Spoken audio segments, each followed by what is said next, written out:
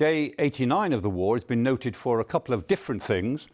One was the Israeli attack into Gaza City. They went into southern Gaza City and attacked a building which contained a man called Mohammed Odeh, who was the recently announced head of the military wing of Hamas. He'd only been doing the job for 11 days. They located him there.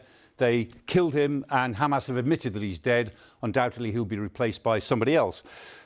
More than that, the Israelis are concentrating on their operations in Lebanon. And here they've got some difficulties because although they're operating in southern Lebanon in their security zone, they're having to go further and further north in their attacks because they're coming under some pressure by the fact that Hezbollah are using drones, and they're using fiber optic drones, which are very difficult to jam and very difficult to do anything about.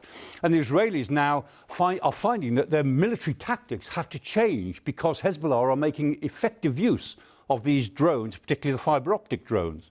And today, the IDF have issued this clip, which they say, and there's no reason to doubt it, of them going after a drone operator. And here they are taking out the drone operator. This is the sort of war they're now fighting. It's not the war they expected to fight, or it's not really the war that they're well equipped to fight, but it's what they are now having to confront. The other curiosity that arose overnight relates to Kazakhstan. Yesterday, Rafael Grossi, who's the chief of the IAEA, the International Atomic Energy Agency, was in Kazakhstan discussing nuclear issues. That was a curious thing. I wonder why. Kazakhstan's a very interesting country. It's a very big country with a very small population for the size of country, only about 20 million people. But it is rich in oil and gas and minerals, which is one of the reasons why the United States takes it very seriously and would be interested in a partnership with Kazakhstan. The other reason that the United States takes Kazakhstan quite seriously is this man, President Tokayev. And Tokayev, he's no great Democrat, which is possibly one of the reasons why Donald Trump quite likes him. And there he is at the board of peace, but he's also there with Putin. And I don't think it's any secret that President Tokayev would rather like to bring Kazakhstan away from Russia towards the orbit of the United States. And it looks as if the United States might go for the idea that, in fact, Kazakhstan could be the repository for the highly enriched uranium, which the Iranians have got to do something about. Now, the Americans have said, we want you to bring that uranium to the United States so we can deal with it. The Iranians have said no. But maybe it could go to a third party. And President Trump and the White House seemed to hint last night that a third party is a possibility. So maybe that third party could be Kazakhstan. And there's something else about that which is quite important, because Kazakhstan is the home to the only bank, as it's called, for low enriched uranium in the world.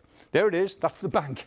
It is an aircraft hangar by the look of it. But look, it's a United Nations facility. There's the UN, and there's the IAEA logo. It's an official facility, the only one in the world. And the fact that it looks like an old aircraft hangar doesn't matter, because inside there are a series of containers which contain low enriched uranium, which is not very dangerous, but it's very important for the civilian nuclear power plants around the world. So if any power plant runs out of material, say because of some sort of natural disaster, it can go to the bank and get some more so that it doesn't have to close down the plant. This is a very good place to deal with low enriched uranium if Iran's highly enriched uranium can be diluted and then put there in the bank. This is one of the elements that's been holding up a deal between the United States and Iran. And if this is a way of solving it by using the good offices of Kazakhstan and the UN's low enriched uranium bank in Kazakhstan, then that might get one of the problems out of the way. It hasn't happened yet, but if it does, we would all say, good for Kazakhstan.